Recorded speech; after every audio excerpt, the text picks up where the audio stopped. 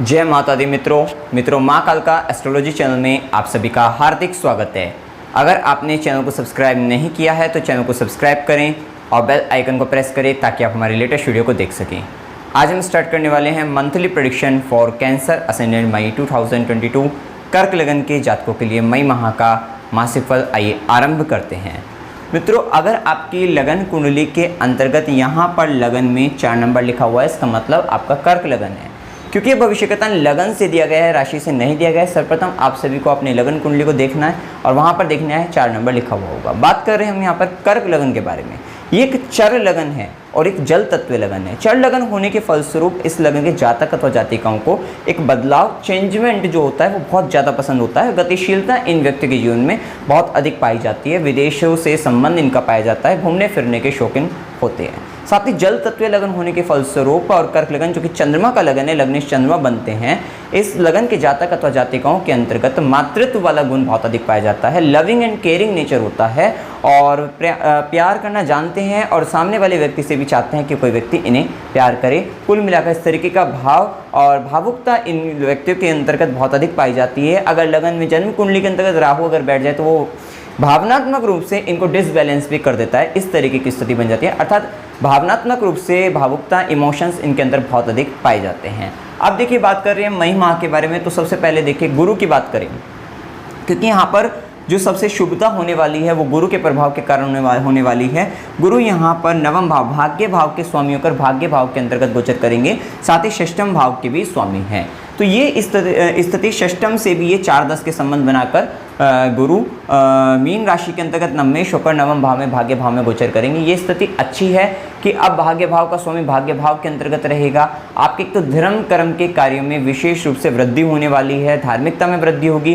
भाग्य का साथ आपको जीवन में मिलता हुआ दिखाई देगा। हो सकता है कि पहले आप कुछ कार्य ऐसे कर रहे हैं जिसमें आपका लक फैक्टर कार्य ना कर रहा हो, लेकिन अब आपको आपके कार्यों के लिए जो है अप्रिशिएट किया जाएगा और आपको प्रोत्साहित किया जाएगा। आगे आपको बढ़ने में आपको बहुत अधिक सहायता और राहत आपको मिलती हुई नजर आएगी कि जो बंधन आपको लग रहे थे जीवन के अंतर्गत, उन बंधनों से मुक्त होकर आप आगे बढ़ते हुए नजर आएंगे, जिसके अंतर्गत आपको भाग्य का साथ आपको मिलता हुआ नजर आएगा। साथ ही गुरु का आशीर्वाद आपको मिलेगा और अगर आप चाहते थे कि आप हायर लेवल की एजुकेशन आप प्राप्त करें तो वो भी सब कुछ अब आपको मिलता हुआ नजर आएगा। अर्थात उस तरीके की चीज यहाँ पर मतलब शिक्षा के लिए, उच्च शिक्षा के लिए भी एक अच्छी स्थिति यहाँ पर बनती हुई दिखाई देती है और गुरु का आशीर्वाद वगैरह आपको मिलेगा। कुल मिलाकर ये स्थिति आपके लिए अच्छी और बेहतर बनती हुई नजर आ रही है। साथ ही देखिए, गुरु की अमृत समान दृष्टि नवम भाव में बैठे गुरु का प्रभाव ये रहेगा कि इसकी अमृत समान दृष्टि, 5वीं दृष्टि जो ज्ञान की दृष्टि रहेगी वो लगन पर रहेगी और वो भी उच्च दृष्टि रहेगी। अर्थात अब आपके माइंड के अंदर मेंटलिटी तौर पर अगर देखा जाए, कुछ नेगेटिविटी अगर पहले समय से चल रही थी, क्योंकि शनि मकर में चल रही थी, सीधा दृष्टि आपके लगन पर पड़ रही थी, जिसके कारण कहीं ना कहीं आप मेंटली तौर पे काफ़ी नेगेटिव महसूस कर रहे थे। हो सकता है कि कुछ पॉजिटिव चीज़ें भी हो, उसको अभी आप नेगेटिव सोच रहे थे, तो अब ये स्थिति सब बदलती हुई नजर आ रही है। अब आपके जीवन के अंतर्गत आप मेंटली तौर पे बड़े पॉजिटिव होते हुए नजर आएंगे। आपको नए नए आइडियाज़ आते हुए नजर आएंगे, मतलब एक अच्छे अच्छे विचार आपको नजर आएंगे जो आपका जीवन बदल सकते हैं। साथ ही आपके सामाजिक तौर पे आपके मान सम्मान, पद प्रतिष्ठा की वृद्धि आपके जीवन में होगी। आपका सामाजिक तौर पे नाम भी बढ़ता हुआ दिखाई देगा और आपको सम्मान भी मिलेगा अपने कार्यों के प्रति। कुल मिलाकर स्थिति अच्छी है। साथ ही आपकी नॉलेज, आपका ज्ञान, उन सब चीज़ों में विशेष तौर पे वृद्धि होती हुई दिखाई देगी। इसी के साथ देखिए, गुरु की 7वीं दृष्टि जो कि आपके पराक्रम भाव पर रहेगी। आप एक कम्युनिकेशन से रिलेटेड चीज़ों में भी आप फायदा ले सकते हैं। आप यहाँ पर अपने एक विशेष तौर पे पराक्रम करेंगे तो उस पराक्रम का आप अपने लाभ ले सकते हैं, मतलब अर्थात आपके पराक्रम में भी वृद्धि रहेगी और जो पराक्रम करोगे उसका भी आप लाभ लेते हुए नजर आएंगे। तो वो स्थिति भी यहाँ पर एक अच्छी स्थिति के रूप में नजर आती है। साथ ही छोटे भाई बहनों के साथ भी आप उनसे भी एक लाभ ले सकते हैं, वो भी स्थिति दिखती है। तो और छोटी छोटी यात्राएं, क्योंकि यहाँ पर अब आपके जीवन के अंतर्गत यात्राओं का संबंध विशेष तौर पर बनेगा और हो सकता है कि वो यात्राएं धार्मिक यात्राएं हो, वो भी यहाँ पर स्थिति दिखती है। साथ ही देखिए, गुरु की 9वीं दृष्टि जो कि भाग्य की दृष्टि रहेगी, पंचम भाव पर रहेगी। बेशर्ते देखिए, इस माह के अंतर्गत जब तक मंगल अष्टम के अंतर्गत है तो बहुत चीज़ें नेगेटिव दिखाई देंगी। मंगल अष्टम में है और सूर्य राहु का कॉम्बिनेशन बना है, उन सब चीज़ों के लिए नेगेटिव रहेगा। वो भी हम टाइम आपको बताएंगे कि कब तक का समय इस माह के अंतर्गत किन किन चीज़ों के लिए नेगेटिव है, किन किन चीज़ों के लिए प्रॉस्पेक्ट से वहाँ पे पॉजिटिव रहेगा, उन सब बातों पर भी विचार किया जाएगा। तो गुरु की 9वीं दृष्टि भाग्य दृष्टि आपके पंचम भाव पर पड़ रही है, जो कि संतान के लिए बहुत अच्छा है। अगर आप संतान प्राप्ति करना चाहते हैं, बहुत ही अच्छा समय रहेगा संतान के लिए, ज्ञान सुख के लिए और प्रेम संबंधों के सुख के लिए, उन सभी चीज़ों के लिए यहाँ पर अच्छा रहने वाला है। साथ ही आपके अगर आप शेयर मार्केट से जुड़े हुए हैं तो उनके चीज़ों के लिए भी आपके लिए अच्छा रहेगा। और संतान से संबंधित अगर संबंधों में परेशानी भी चल रही थी तो संतान से संबंधित संबंधों की परेशानी भी आपकी दूर होती हुई नजर आएगी। और मतलब यहाँ पर ये भी रहेगा कि जो व्यक्ति निसंतान है उनको संतान प्राप्ति भी हो सकती है, ये समय उसके लिए भी बहुत श्रेष्ठ है। अब देखिए ये तो गुरु के हिसाब से, अभी इसके साथ साथ जो कि हमने बताया कि मंगल सूर्य के कारण जो नेगेटिविटी है उस पर किन किन चीज़ों पे आपको विचार अब इस माह के अंतर्गत विशेष तौर पे करना है। देखिए इसके साथ विचार आपको ये करना है कि सूर्य जो कि यहाँ पर धन भाव के स्वामी है, द्वितीय भाव के स्वामी है, जो कि आपकी स्पीच भी बताता है, कि आपकी वाणी को भी बताता है किस प्रकार बोलते हैं, ये सूर्य का संबंध दशम से बना है, उच्च के हो गए हैं। इसका मतलब वाणी तो बहुत प्रभावशाली हो गई है और एक उच्च अवस्था के अंतर्गत आने के कारण आपके कर्म क्षेत्र के अंतर्गत मतलब आपकी वाणी का भी बहुत अधिक उपयोग हो रहा है। लेकिन क्योंकि राहु भी यहां पर गोचरस्थ रहेंगे तो इसका मतलब सूर्य और राहु का ग्रहण योग लगा है जो कि आपके द्वितीयेश के ऊपर लगा है। तो द्वितीयेश से संबंध बनाकर कर्म स्थान में लगा हुआ है। इसका पूर्ण रूप से मतलब अगर आप समझे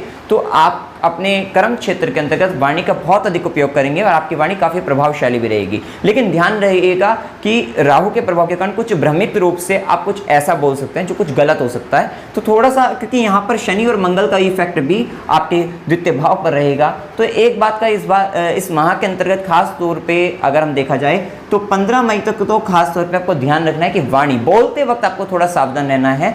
आपकी वाणी प्रभावशाली, इसमें कोई दो राय नहीं है, लेकिन बोलते वक्त आपको थोड़ा सावधान रहना है। कुछ गलत और कड़वा और कुछ ऐसा नेगेटिव मत बोलिएगा जिससे आपको दिक्कत हो जाए। आपके कर्म क्षेत्र के अंतर्गत ऐसी समस्या बन सकती है।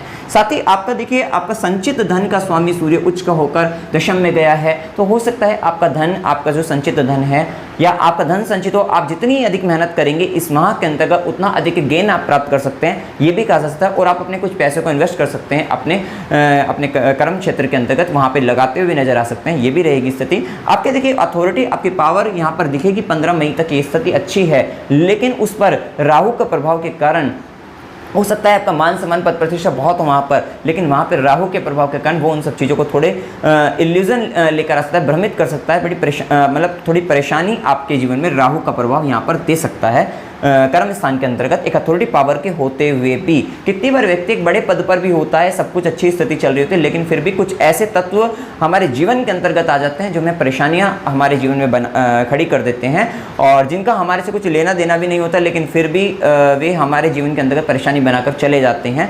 हम उन्हें कुछ कहें बिना, तब भी वे बिना हमारे कहे अपने आप ही हमारे काम में एक तरीके से टांग अड़ाने लग जाते हैं, ऐसी स्थिति बन जाती है। तो ये स्थिति यहाँ पर हो सकती है। खास तौर पे 15 मई तक आपको थोड़ा सावधान रहना है, क्योंकि 15 मई तक स्थिति मुझे थोड़ी सही नहीं दिखाई दी, क्योंकि पंचमेश बनकर मंगल भी, जो कि कर्मेश भी मंगल हैं, अष्टम भाव से संबंध रहे।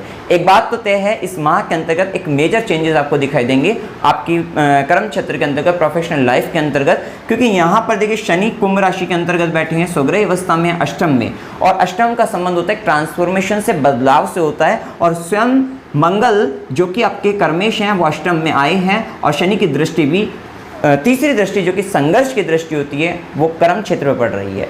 मेजर चेंजेस आपको देखने को मिलेंगे, आपको अपने कर्म क्षेत्र के अंतर्गत बदलाव आपके जीवन में होने वाला है। कर्म क्षेत्र में आपके प्रोफेशनल लाइफ के अंतर्गत वहाँ पर आपको चेंजमेंट आपको जरूर देखने को मिलेगा। एक बड़े बदलाव के साथ आप आगे बढ़ेंगे, ये स्थिति आपको देखने को मिल सकती है, ये प्रभाव आपको देखने को मिल सकता है। इसी के साथ देखिए यहाँ पर थोड़ा सा आपको ध्यान रखना है कि आपको आपके बॉस के साथ आपके संबंध 15 मई तक थोड़े से आपको संभाल कर चलना है वहाँ पर, क्योंकि सूर्य राहु के कॉम्बिनेशन के अंतर्गत ये जो दशम में रहेंगे, वैसे आप अपने आप में एक बलशाली रहेंगे, आपके पास अथॉरिटी रहेगी, पावर रहेगी, लेकिन फिर भी आपको थोड़ी समस्या बन सकती हैं, उसका आपको ध्यान रखना है। उसके बाद देखिए, उसके बाद बहुत ही अच्छी स्थिति है 15 मई के बाद। देखिए 15 मई के बाद क्योंकि सूर्य भी चेंज हो जाएंगे और 17 मई से मंगल भी चेंज हो जाएंगे, उसके बाद इतनी अच्छी स्थिति है क्योंकि धनेश बनकर सूर्य का संबंध आपके लाभ भाव से हो रहा है।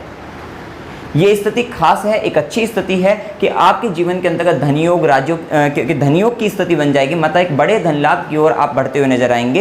हो सकता है क्योंकि आपका संचित धन, क्योंकि ये आपकी जो एकादश भाव होता है वो आपकी डिजायर्स फुलफिलमेंट का होता है, तो यहाँ पर कह सकते हैं आप अपने संचित धन का उपयोग अपनी डिजायर्स को, अपनी इच्छाओं को इच्छाओं की पूर्ति करने के लिए खर्च कर सकते हैं, और ये भी स्थिति दिखती है। साथ ही आपको आपके धन का, क्योंकि वो एकादश भाव होता है, आपके बड़े भाई बहनों का होता है, मित्रों का होता है, नेटवर्क का होता है, तो यहाँ पर ये भी स्थिति संभव लगती है कि आपको 15 मई के बाद आपको आपके बड़े भाई बहनों से, मित्रों से, चाचा से या एक नेटवर्क मार्केटिंग के थ्रू आप एक बड़ा लाभ को आप गेन कर सकते हैं, बड़ा लाभ आप प्राप्त कर सकते हैं। और क्योंकि इस माह के अंतर्गत 15 मई के बाद या 17 मई के बाद, क्योंकि 15 के बाद सूर्य का और यहाँ पर मंगल का जब चेंजमेंट हो जाएगा, तो ये प्रभाव आपको एक बड़े धन लाभ की ओर लेकर जाएगा और आप बड़ा धन लाभ अर्जित करते हुए दिखाई देंगे। ये स्थिति एक अच्छी स्थिति के रूप में यहाँ पर दिखाई देती है।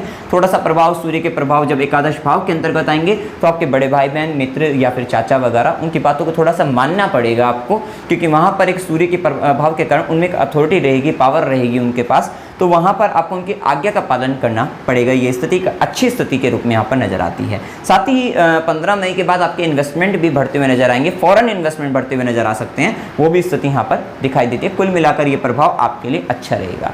देखिए, इसी के साथ यहाँ पर थोड़ा सा गर्भवती महिलाओं को इस माह, पूरे माह के अंतर्गत ही सावधान रहना है। ऐसा हमने इसलिए कहा है क्योंकि यहाँ पर देखिए, मंगल का जो प्रभाव है, पंचमेश मंगल 17 मई तक कुंभ राशि के अंतर्गत रहेंगे, पंचमेश बनकर अष्टम भाव के अंतर्गत जा रहे हैं। अष्टम भाव में जाकर हो सकता है, क्योंकि ब्रेक होने की संभावना रहती है, अष्टम भाव के अंतर्गत जाकर चीज़ें खत्म होने की संभावना रहती है। तो यहाँ पर हो सकता है कि जो प्रेम संबंध आपके चल रहे हों, क्योंकि अष्टमेश के साथ रहेंगे, वो भी शनि जैसे ग्रह के साथ रहेंगे, मंगल शनि का कॉम्बिनेशन रहेगा, शत्रुता रखते हैं, तो यहाँ पर गर्भवती महिलाओं को सावधान रहना है। डॉक्टर की सलाह बिल्कुल लेते रहिएगा। हम कुछ नेगेटिव नहीं बोलते, लेकिन यहाँ पर आपको ध्यान रखना है अपनी, क्योंकि सूर्य की दृष्टि भी 15 मई के बाद भी रहेगी, तो पूरे माह के अंतर्गत, उससे पहले भी आपको यहाँ पर, क्योंकि मंगल का प्रभाव, पंचमेश मंगल का अष्टम से संबंध बना हुआ है, तो पूरे माह के अंतर्गत ही गर्भवती महिलाओं को बिल्कुल सावधान रहना है। संतान के साथ थोड़ी संबंधों में परेशानियां बन सकती हैं और प्रेम संबंधों में भी ब्रेकअप होने की संभावना यहाँ पर बनती है। एक बात का ध्यान रखिएगा, ये 17 मई तक है, तो वहां तक आपको केयरफुल रहना है। उसके बाद स्थितियां बेहतर होती हुई नजर आएगी, क्योंकि गुरु की नवम दृष्टि आपके पंचम भाव पर है, तो पूर्ण रूप से बचाने का प्रयास करेंगे। आपको बस इस बीच आपको थोड़ा बातचीत में थोड़ा ध्यान रखना है कि बोलते वक्त थोड़े सावधान रहिएगा, क्योंकि आपकी वाणी पर भी, क्योंकि शनि और मंगल का इफेक्ट रहेगा, तो वाणी में कड़वाहट आ सकती है, कड़वी वाणी बोल सकते हैं, थोड़ा गलत बोल सकते हैं, तो इस बात का आपको ध्यान रखिएगा, क्योंकि वाणी भाव के स्वामी की भी सूर्य और राहु का कॉम्बिनेशन बना है, अर्थात बोलने से ही आपको थोड़ा बचना है। इस बात का आपको ध्यान रखना है। गुरु की नवम दृष्टि सब चीजें बचाए रखेगी, बनाए रखेगी, ये बात तय है, क्योंकि गुरु की नवम दृष्टि पंचम भाव पर पड़ रही है। लेकिन 17 मई तक पंचमेश की स्थिति अच्छी ना होने के कारण इन सब चीजों में दिक्कत बन सकती है। इवन यहाँ पर हमने संतान का बताया है, प्रेम संबंधों का बताया, इसमें दिक्कत, साथ ही शेयर मार्केट से रिलेटेड भी लॉसेस हो सकते हैं। ये 17 मई तक है। उसके बाद की स्थिति इतनी बेहतर स्थिति है कि आपको इन्हीं सब चीजों से फायदा होता भी नजर आ रहा है, जो स्थिति हम आगे चलकर आपको बताएंगे। साथ ही यहाँ पर आपका एक अच्छी बात यह है कि 17 मई तक एक लाभ आप ले सकते हैं कि पंचमेश अष्टम में गया है, आपकी बुद्धि का संबंध अष्टम की चीजों से बना है और अष्टमेश के साथ है, तो और वो भी शनि जैसे ग्रह, आप गुप्त ज्ञान हासिल कर सकते हैं, गुप्त विद्याओं का अध्ययन कर सकते हैं। जो मंत्र साधना अगर आपकी चल रही थी तो वो आपको लाभ देती हुई नजर आएगी। आपको मंत्र साधना से विशेष तौर पे आप लाभ लेते हुए नजर आएंगे, या मंत्र आपको सिद्ध होता हुआ नजर आएगा। मंत्र के माध्यम से आप ध्यान की ओर आगे बढ़ते हुए समाधि की ओर जाते हुए नजर आ सकते हैं। ये स्थिति कह सकते हैं। आपको ज्योतिष विद्या का ज्ञान हो सकता है, ज्योतिष विद्या में विशेष रुचि आपकी बढ़ सकती है, तंत्र मंत्र में विशेष रुचि बढ़ सकती है, तो गुप्त ज्ञान में मतलब विशेष रुचि बढ़ती हुई दिखाई देती है, ये हम स्थिति कह सकते हैं। साथ ही एक बात का और ध्यान रखिएगा, क्योंकि पंचमेश अष्टम में जा रहा है, हो सकता है आपके संतान आपसे कुछ छुपाती हुई नजर आए, आपकी लव रिलेशनशिप में कुछ ना कुछ एक सिक्रेसी आ जाए, कुछ गुप्तता आ जाए, कुछ रहस्य आ जाए, कुछ छुपाते हुए नजर आए, ऐसी स्थिति यहाँ पर बन सकती है। इसी के साथ देखिए, यहाँ पर पंचमेश मंगल जब अष्टम में बैठेंगे, यहाँ से चतुर्थ दृष्टि डालेंगे आपकी इनकम के, आपके लाभ भाव पर, तो थोड़ा सा लाभ के लिए पराक्रम को बढ़ा देंगे, मेहनत को बढ़ा देंगे 17 मई तक। उसका मंगल की 7वीं दृष्टि और शनि की दृष्टि आपके धन संचय के भाव पर है। धन संचित होने में 17 मई तक परेशानी आएगी, इस बात का ध्यान रखिएगा। पारिवारिक रूप से संबंधों को बनाए रखेगा, थोड़ा वहां पे कुटुंब के अंतर्गत, परिवार के अंतर्गत थोड़ी परेशानी ये बढ़ा सकते हैं। फिर उसके बाद मंगल की 8वीं दृष्टि जो कि तृतीय भाव पर रहेगी, वो प्रभाव रहेगा आपके जीवन के अंतर्गत पराक्रम की विशेष वृद्धि आपकी बढ़ती हुई दिखाई देगी। आप एक हो सकता है कोई ऐसा साहसिक कार्य करें, इस तरीके के कार्य आप कर सकते हैं, और थोड़ा छोटे भाई बंधुओं के साथ मनमुटाव उस समय के अंतर्गत हो सकता है। इसके बाद देखिए 17 मई के बाद पंचमेश का संबंध पंचम भाव के स्वामी नवम भाव के में गोचर करेंगे। मीन राशि गुरु की राशि के अंतर्गत, गुरु के साथ मतलब मित्र की राशि के अंतर्गत मित्र के साथ गोचर करेंगे। ये एक अच्छी स्थिति रहेगी पंचमेश की, और ये स्थिति रहेगी 17 मई के बाद। तो पंचम भाव के स्वामी जब नवम में जाएंगे, एक तो हायर एजुकेशन के लिए बहुत अच्छा रहेगा। आपके बुद्धि का स्वामी एक तरीके से आपके नवम भाव भाग्य भाव के अंतर्गत गया है। हो सकता है क्योंकि पहली संतान से भी संबंध रखता है, आपको आपकी पहली संतान से कुछ बड़ा लाभ प्राप्त हो सकता है, कुछ ऐसा प्राप्त हो सकता है जिससे मतलब एक तरीके से लकी आपके लिए साबित हो सकती है। आपकी पहली संतान आपके लिए, आपके लव रिलेशनशिप ही आपके लिए भाग्य का साथ देते हुए नजर आएंगे। ये स्थिति कह सकते हैं 17 मई के बाद की स्थिति एक अच्छी स्थिति यहाँ पर दिखाई देती है। हायर एजुकेशन के लिए अगर आप अप्लाई करते हैं उस समय के अंतर्गत, या हायर एजुकेशन में चल रही समस्याएं दूर हो जाएगी और आप उच्च शिक्षा के अंतर्गत एक अच्छे स्तर पर जाते हुए नजर आते हैं। उन सब चीज़ों के लिए भी आपके लिए बहुत अच्छा रहेगा। साथ ही शेयर मार्केट के लिए ये माह आपके लिए बहुत अच्छा है। कब अच्छा है? 15 मई के बाद कह सकते हैं, और 17 मई के बाद बहुत ज़्यादा अच्छा कह सकते हैं। 17 मई के बाद बड़े धन लाभ योग के साथ आप बहुत ही अच्छे स्तर में जाएंगे, क्योंकि ट्रेडिंग वगैरह से भी आपको विशेष तौर पर लाभ होगा। क्योंकि इस माह के अंतर्गत देखिए सूर्य लाभ भाव के अंतर्गत बैठा है, क्योंकि पराक्रमेश बनकर स्वयं बुध भी लाभ भाव में मित्र की राशि के अंतर्गत बैठे हैं, और यहाँ पर बैठकर बुध, सूर्य और बुध दोनों का प्रभाव पंचम भाव को देख रहे हैं एक अच्छी स्थिति के साथ। और पंचमेश भी भाग्य भाव में बैठा है, अर्थात शेयर मार्केट से संबंधित चीज़ों में भी भाग्य का साथ मिलेगा। ये कब मिलेगा? 17 मई के बाद आप एक अच्छे लाभ की ओर जाते हुए दिखाई देंगे। आप एक अच्छा लाभ ले सकते हैं। धनयोग एक अच्छी स्थिति में बनता हुआ दिखाई दे रहा है, एक अच्छा लाभ आप यहाँ पर ले सकते हैं। स्थिति अच्छी बनती हुई दिखाई दे रही है। साथ ही क्योंकि ये पंचम भाव का जो स्वामी मंगल जब नवम में गया है, तो ये आप देख सकते हैं कि पंचम भाव क्या तीसरे से तीसरा भाव है, अर्थात तीसरा भाव आपका कम्युनिकेशंस का है, लेखन से संबंधित चीज़ों का भी है, एडवेंचर से साहसिक कार्यों से संबंधित भी है। और यहाँ से जब ये मंगल जब यहाँ से जाएंगे मीन राशि के अंतर्गत जाएंगे, तो ये तीसरे से तीसरे होकर जब नवम में जाकर तीसरे को ही देखेंगे। इसका मतलब 17 मई के बाद आपके जीवन के अंतर्गत लेखन से संबंधित चीज़ों से आप बहुत अच्छा कार्य कर सकते हैं। लेखन, क्योंकि यहाँ पे गुरु की भी दृष्टि रहेगी, अर्थात लेखन कार्य से आप बहुत अच्छा लाभ प्राप्त कर सकते हैं। आप अगर कोई साहसिक कार्य करते हैं, एडवेंचर्स करते हैं, तो मतलब वहाँ पर भी एक अच्छा आप लाभ लेते हुए नजर आएंगे। उन सब चीज़ों के लिए भी बहुत अच्छी स्थिति नजर आती है। और कम्युनिकेशन से रिलेटेड चीज़ों में भी आपको लाभ, या सोशल मीडिया से भी आपको विशेष लाभ आपको प्राप्त हो सकता है। कुल मिलाकर ये स्थिति आपके लिए अच्छी और बेहतर होती हुई नजर आती है। इसी के साथ आप ये भी देख सकते हैं, क्योंकि शुक्र भी मीन राशि में 23 मई तक रहेंगे, और शुक्र मंगल का आकर्षण योग भी रहेगा। तभी हमने कहा था कि जो 17 मई तक अगर कुछ ब्रेकअप की स्थिति आती है, उसके बाद एक अच्छी स्थिति बनती हुई है, क्योंकि यहाँ पर शुक्र मंगल का जो आकर्षण योग भी बनेगा, ये भी आपके लव रिलेशनशिप के लिए अच्छा रहेगा 17 मई के बाद की बात जो है। तो इसलिए 17 मई तक केयरफुल आपको रहना पड़ेगा। इसी के साथ देखिए शुक्र यहाँ पर लाभेश भी हैं, और शुक्र यहाँ पर चतुर्थ भाव के भी स्वामी हैं। अब देखिए चतुर्थेश भी बनकर शुक्र का जो मीन राशि में उच्च अवस्था के अंतर्गत है, तो एक बहुत ही अच्छी स्थिति है। आपकी जो चतुर्थ भाव सुखों का भाव है, और अब आप सुख देखेंगे 23 मई तक देखते हैं नवम भाव के अंतर्गत। मतलब आप एक मतलब धर्म कर्म के कार्य में सुख देखते हुए नजर आ रहे हैं, अपने गुरु के चरणों में सुख देखते हुए नजर आ रहे हैं। हो सकता है अगर आप उच्च शिक्षा से जुड़े हैं, वहाँ पर आप सुख देखते हुए नजर आ रहे हैं। साथ ही कोई पॉलिसी से रिलेटेड अगर कोई कार्य अगर आप कर रहे हैं, तो वहां पर भी आप सुख देखते हुए नजर आ रहे हैं। उन सब चीज़ों में आपको सुख का अनुभव होगा, ये स्थिति हम यहाँ पर कह सकते हैं। और आपकी धार्मिकता, आपकी स्पिरिचुअलिटी बहुत अधिक बढ़ेगी। मतलब आपके लिए आध्यात्मिक रूप से आपके लिए समय बहुत ही अच्छा रहने वाला है। साथ ही एक बात को ध्यान रखिएगा, ये समय आपके नौकरी संबंधित चीज़ों में भी बहुत अच्छा है। चेंजमेंट करना चाहते हैं, बदलाव होने के योग है, और बदलाव होने के बाद एक अच्छे धन लाभ की ओर आप जा सकते हैं। मतलब अगर आप चेंज करते हैं तो आपको एक